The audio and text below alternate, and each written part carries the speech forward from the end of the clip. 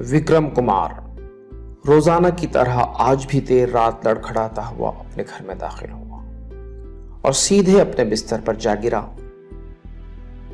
कांपते हुए हाथों से अपने बैग से कुछ शराब की बोतलें निकालकर टी टेबल पर रखी। यह उसका सुबह का इंतजाम था, क्योंकि लॉकडाउन के कारण वो बार बार बाहर नहीं जा सकता था और वो घर के बाहर जाना भी नहीं चाहता था। उसका 15 साल का लड़का रवि घर के एक कोने में अपने स्टडी टेबल से ये सब देख रहा था। वैसे ये मंजर उसके लिए कोई नया नहीं था। रोजाना उसका बाप इसी तरह घर में शराब पीकर आया करता। विक्रम ने बोतलें टेबल पर रखी और वहीं बिस्तर पर लुढ़क गया। रवि उसके लिए पानी लाया, लेकिन तब तक वो मदहोश होकर सो चुका था। रवि ने रोज की तरह अपने पापा के शूज निकाले, चादर उड़ाई, तकिया ठीक किया और वापस अपनी पढ़ाई करने बैठ गया। विक्रम सुबह देर से उठने का आदी था। रवि ने चाय और नाश्ते की ट्रे लाई और सामने रखे टी टेबल पर रख दी, जिस पर पहले ही से शराब की बोतलें रखी थी, और टीवी शुरू करके देखने लगा। उस वक्त हजरत निजामुद्दीन और तबलीगी जमात के मरकज की खबरें आ रही थी। रवि ने पापा से कहा, पापा उठ जाएं और नाश्ता कर लीजिए, ताजा फ्रूट्स लाए हैं मैंने। फ्रूट्स का नाम सुनना था कि विक्रम को मानो कोई शौक सा लगा। हड़बड़ाकर उठा और तेज आवाज में पूछने लगा, कहां से लाए ये फ्रूट्स? रवि घबराते हुए कहने लगा, नीचे से गली में फ्रूट बेचने वाला आया है पापा, उससे लिए हैं मैंने। विक्रम ने खिड़की से झांक कर देखा, एक मुस्लिम फ्रूट्स वाला जिसके सर पर गोल टोपी और कुर्ता पायजामा पहने हुए है, फ्रूट्स बेच रहा है।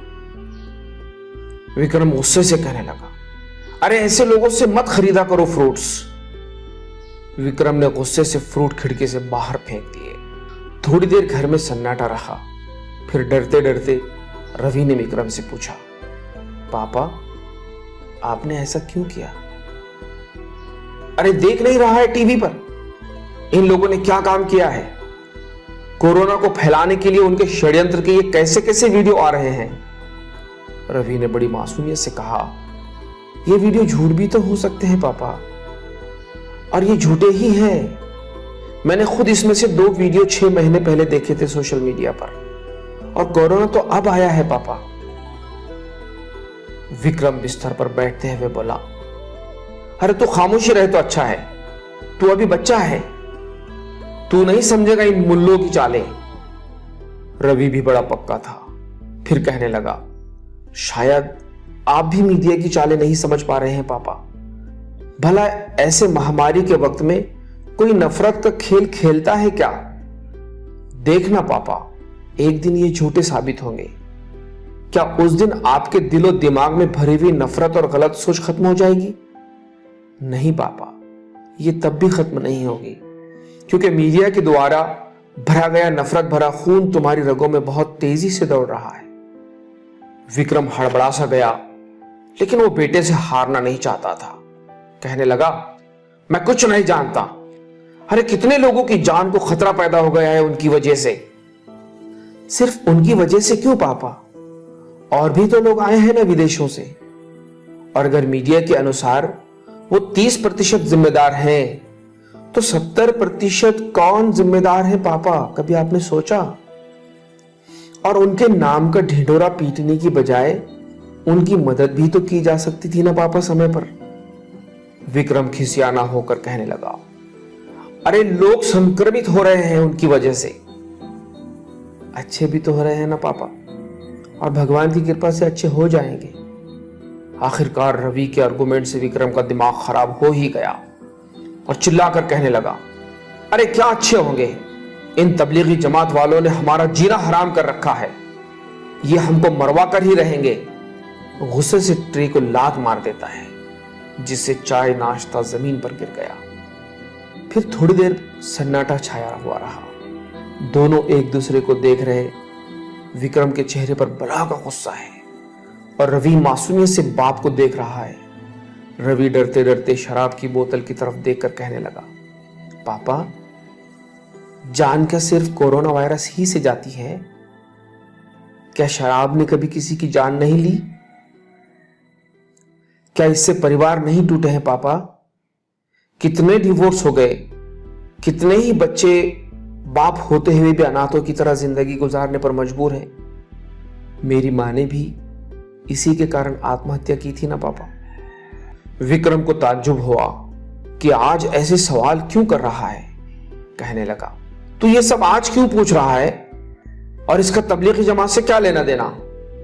रवि ने कहा, मैं भी 3 दिन से टीवी पर यही सब कुछ सुन रहा था पापा। सोचा इसकी डिटेल जानना चाहिए। मैंने मेरे एक मुस्लिम दोस्त से इसके बारे में पूछा। विक्रम बड़ा बेचैनी से कहने लगा, क्या बताया उसने? रवि ने कहा, वो बता रहा था इन तबलीग वालों ने लाखों शराबियों की शराब छुड़वाकर उन्हें अच्छा इंसान बनाया है पापा। कई लोगों से चोरी जैसी बुरी आदत छुड़वाकर उनको इज्जत की जिंदगी गुजारना सिखाई है। वो बड़ा अदब करते हैं पापा एक दूसरे का। वो झूठ भी नहीं बोलते हैं। वो बता रहा था कि रास्ते से चलते वक्त नीचे नजरें करके चलना भी उनको सिखाया जाता है पापा, ताकि किसी पराई नारी पर उनकी नजर न पड़े। वो कभी खड़े होकर पेशाब नहीं करते पापा। वो डरते हैं कि पेशाब के छींटे कपड़ों पर न उड़ जाए और वो नापाक ना हो जाए। शराब, चोरी, जुआ जैसे बुरे कामों से लाखों लोगों को बचाकर उनकी जिंदगी संवारने वाले, लाखों लोगों को अपने असली ईश्वर के चरणों में लाने वाले लोग मानो बम कैसे हो सकते हैं पापा? कोरोना बम कैसे हो सकते हैं पापा? कुछ लोगों की गलतियों को पूरे समाज पर थोपना, क्या ये हमारी सभ्यता है? ईश्वर न करे, कोरोना से तो कुछ लोग मर सकते हैं पापा, लेकिन नफरत और झूठ से तो पूरा समाज ही मर जाएगा पापा। विक्रम को मानो कोई सांप सा सूंघ गया। निगाहें नीचे किए कुछ देर बैठा रहा, फिर उठकर नीचे गिरा हुआ ट्रे में का सामान समेटने लगा और बेटे से कहा, फ्रूट नहीं खिलाओगे रवि? रवि कहने लगा, वो तो आपने फेंक दिए हैं। विक्रम ने बड़े प्यार से कहा, तो क्या हुआ? जाओ और नीचे खड़े सलीम चाचा से 2 किलो ताजे फ्रूट्स ले आओ। रवि मानो खुशी से उछल पड़ा। उसे सच्चाई की जीत होती हुई नजर आई। विक्रम ने हंसते हुए जेब से रुपये निकाल कर दिए और रवि दरवाजे की तरफ बढ़ने लगा। अभी दरवाजे में ही था कि विक्रम ने कर्जदार आवाज में कहा, रुको। रवि फिर थोड़ा सीरियस होकर रुक गया। मुड़कर पापा की ओर देखने लगा। विक्रम ने कहा, ये शराब की भरी हुई बोतलें कौन फेंकेगा बेटा? और ये सुनना था कि रवि खुशी से अपने पापा के गले मिलकर दोनों भी जोर शोर से तहके लगाते हुए हंस रहे।